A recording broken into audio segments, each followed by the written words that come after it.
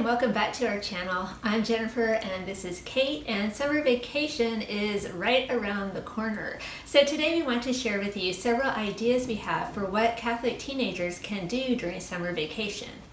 Of course, having a summer job is always a great thing, but maybe you're too young for a regular job or only work part-time, and that means that you have some or even a lot of free time on your hands. So what can you do on the days where you don't have work or activities planned with friends or family? Well, today we have 10 suggestions for what teens can do on their own during their summer vacation downtime. So let's get right into the list. Number 1, if you're a Catholic teenager, this summer might be a good time for you to go Franciscan. And by that we mean to pare down the stuff that you own, maybe even radically. Since you're a teenager, you're older now, and it's a good time to evaluate the things that you have in your room and in your life. Maybe some of that stuff is left over from your childhood and it doesn't really represent who you are anymore. And without all the busyness caused by school, you definitely have the time to go through your room and your closet and figure out what you want to keep and what you don't. Or you could even experiment with a complete room makeover or try something like a capsule wardrobe. So it could definitely be fun to challenge yourself to live with less in the Franciscan spirit this summer. So our second idea is to try something new and completely different. But the catch is you're only going to do it for a set amount of time, say a week. So that could be something like going vegetarian for a week, or that could be something rather extreme, like getting up at 5:30 in the morning every morning to watch the sunrise. And that one sounds rough, but the weeks of summer get pretty long, so it's a lot of fun to break up the routine sometimes. A couple other suggestions, maybe you can write in a journal for a week every day, or do a sketch in your sketchbook every day for a week. Or you could kick it up a notch and go for a week without TV, or even a week without electricity, which sounds bizarre, but a lot of people do this during the summer because you never know what can happen when you try something new. So the next idea is to make some time to get really good at something this summer.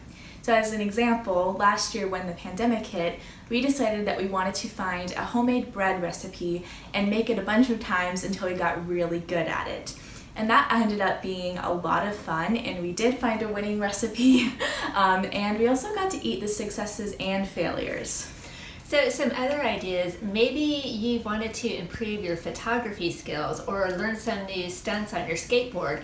This is the time that you can do it. You can go to the library and check out books about those things. You can talk to someone who's good at what you want to learn and get some pointers. You can look at YouTube. There are tons of videos on YouTube that could help you.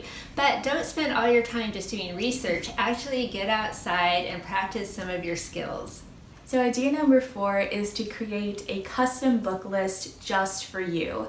And this has the books that you want to read or books on topics that you're actually interested in, and not all the boring stuff that we have to read for school.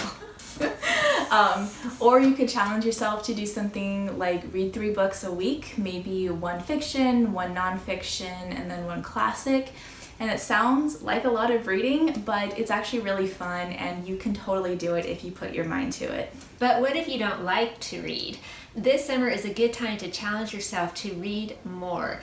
Maybe 2 books a month. That's a very doable goal. And you can have a lot of fun with this one. You can find one of your friends who is a reader and ask for book suggestions.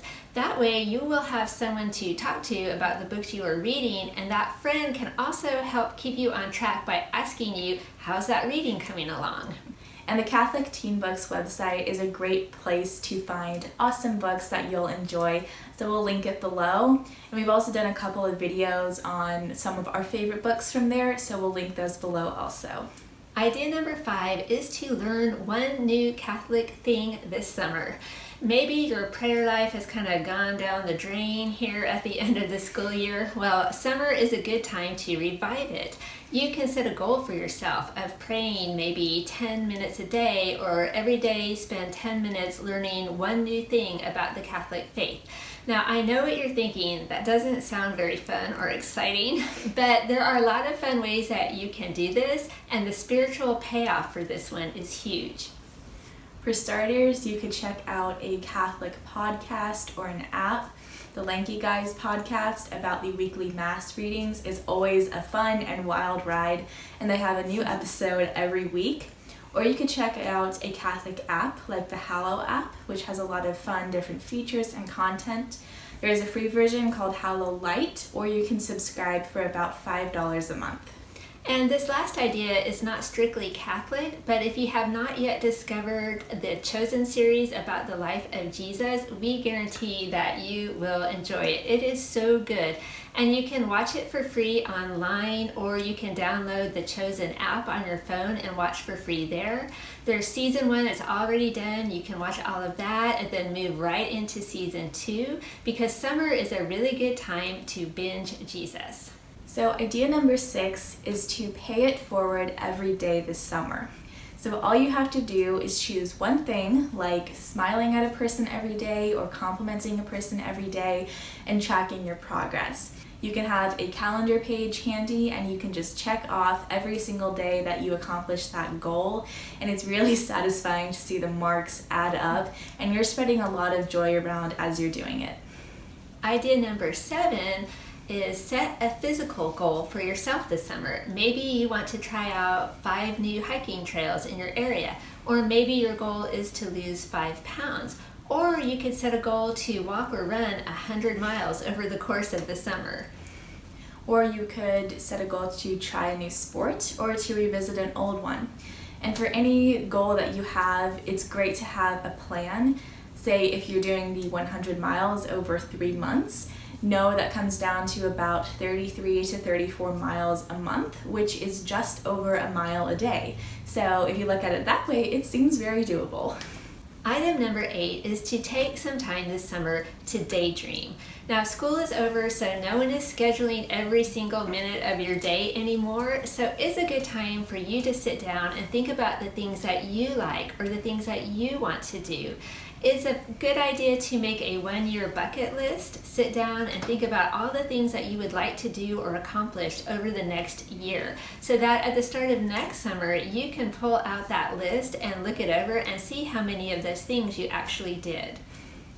Or you can take some time and daydream about where you want to be in 5 years or even 10 years. What do you want to be doing? Where do you want to live? You can just take some time and write that all down. Too often our teenagers' schedules are just so jam-packed that they never get a chance to actually sit down and figure out what they want for their own future. Idea number 9.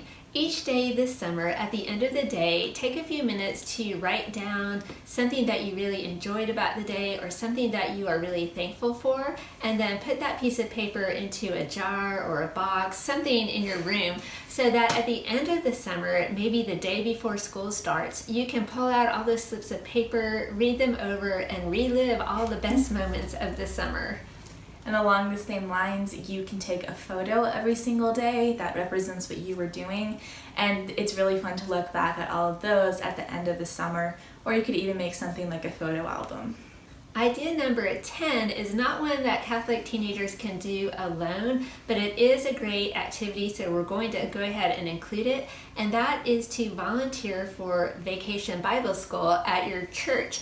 So this is really fun, and a lot of churches are back in person this year for VBS. So I've done this for so many years now, and I always look forward to it. It's a lot of fun, and the adults really do rely on the teenagers for help a lot of the time. That is very true. We could not do it without our teenage volunteers. And I'm going to tell you a secret now about Vacation Bible School, and that is that the teenagers who work there are like rock stars. The kids absolutely love the teenage volunteers. They look forward every day coming and seeing their grown-up friends, and they hang all over the volunteers, and it's just a great way to be a role model and really make a difference. So this is a great thing to do. And if you work or you can't get there every day during the week, a lot of churches do allow you to work, volunteer just 1 or 2 days a week. So it's very doable. They will work around your schedule. All right, so there you have it, 10 things that you can do in your free time this summer. I have about a week left of school, so I am definitely looking forward to being done and being able to try some of the things out on the list. and let us know in the comments what your plans are for this summer. So as always, we thank you so much for watching. We enjoyed spending this time with you, and we will see you next time. Bye.